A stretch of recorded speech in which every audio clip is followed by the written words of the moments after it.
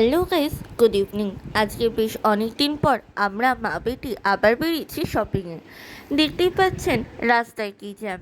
আসলে বাঙালির সবচেয়ে বড় উৎসব দুর্গোৎসব, এই সময় জ্যাম হবে না তো কখন হবে বলুন। তো আজকে আমাদের গন্তব্য শ্যামসুন্দর।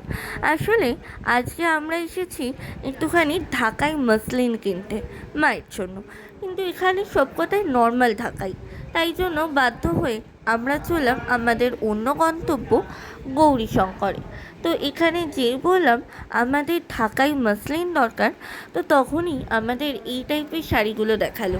দেখছেন কালারগুলো কি সুন্দর না? তো যাই হোক, এই সব কটাই শাড়ি ভালো লেগেছিল, তার মধ্যে এই শাড়িটা বেশ ভালো লাগে, কালারটা কি সুন্দর না, তাই জন্য এটাই নিলাম।